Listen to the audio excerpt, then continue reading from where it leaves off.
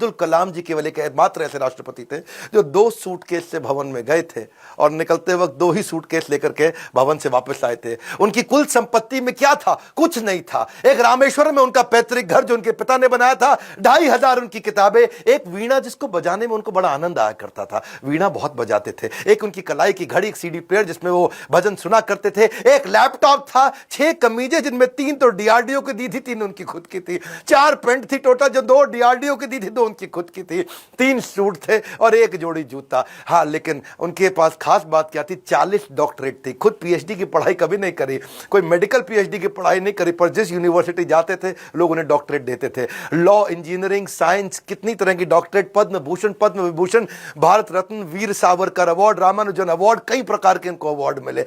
उनकी एक खास बात मैं जरूर बताना चाहूंगा, हालांकि वो मुसलमान थे लेकिन वेजिटेरियन थे।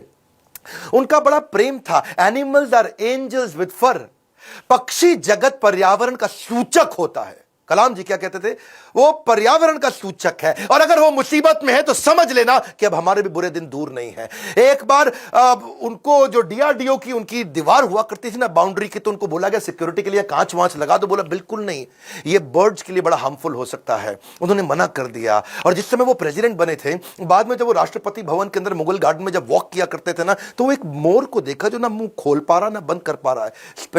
स्पेशली उन्होंने वेटनरी डॉक्टर को बुला के देखा तो देखा मोर के गले में ट्यूमर है, ना मुंह खोल पा रहा है ना मोर मुंह बंद कर पा रहा है। उन्होंने इसका इलाज कराया। एक लीडर की महानता का इसी बात से पता चलता है कि वो किन लोगों की मदद कर रहा है जो बदले में उन्हें कुछ नहीं दे सकते। जब कोई लीडर ऐसे लोगों की मदद करता है जो बदले में कुछ नहीं दे सकता, वही एक महान लीडर की निशानी है। अच्छा, अब्दुल कलाम जी की एक बात मेरे दिल को छू गई। वो परिवारवाद नहीं राष्ट्रवाद में बिलीव किया करते थे। जब वो राष्ट्रपति भवन में थे, See, he's a man of principle and therefore is always respected everywhere. उनके क्योंकि जो भाई थे ना, उनको बहुत प्रेम करते थे, बहुत प्रेम करते थे अपने भाई से, बचपन से ही प्रेम था। और उनके अपने सगे भाई का पोता दिल्ली के अंदर मुनीरका में किराए के कमरे पर रहा करता था। 2006 में जब कलाम ने एक दफा सारे परिवार को इनवाइट किया, क्योंकि उनका कोई परिवार वहां रहता नहीं था, वो राष्ट्रपति भवन में अकेले रहते थे। और जब एक बार उन्होंने सारे परिवार को बुलाया राष्ट्रपति भवन में, तो वो लोग 8 दिन तक रहे। और सारे परिवार, क्योंकि 10 भाई बहन थे ना, तो 52 लोग आए। और कलाम जी ने देखा बहुत खर्चा हो रहा है, तो उन्होंने चाय की प्याली तक का हिसाब रखना शुरू किया।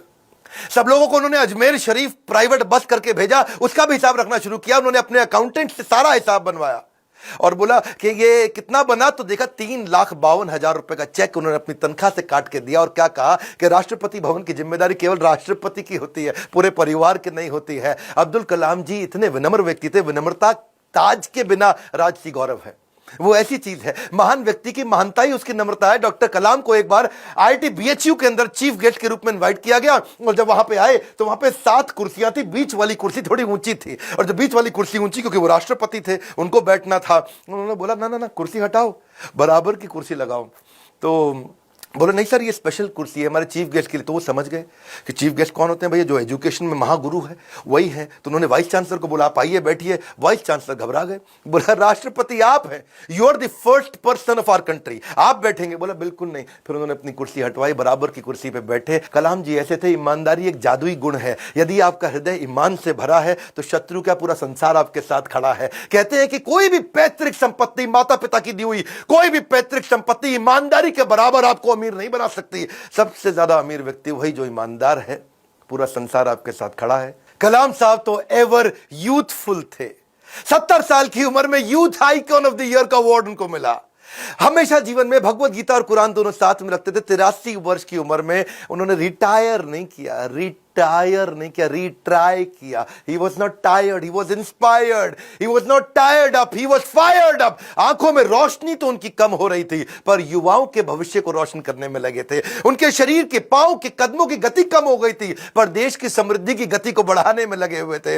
एक असाधारण, एक अनोखा, अस्वाभाविक, अलौकिक व्यक्तित्व के 2015 में हमेशा के लिए हमको अलविदा करके चले गए। और कहां गए? उसी IIM शिलोंग के अंदर आखिरी लेक्चर देते वक्त जैसे क्षत्रिय अपने युद्ध के मैदान में लड़ाई करते हुए वीर गति को प्राप्त करता है, ऐसे ही IIM शिलोंग के अंदर लेक्चर देने के बाद तुरंत वहीं लेक्चर देते वक्त जो कल था वो आज नहीं है, जो आज है वो कल नहीं होगा, वैसे ही इस ब्रह्मांड में दूसरा कोई कलाम नहीं होगा।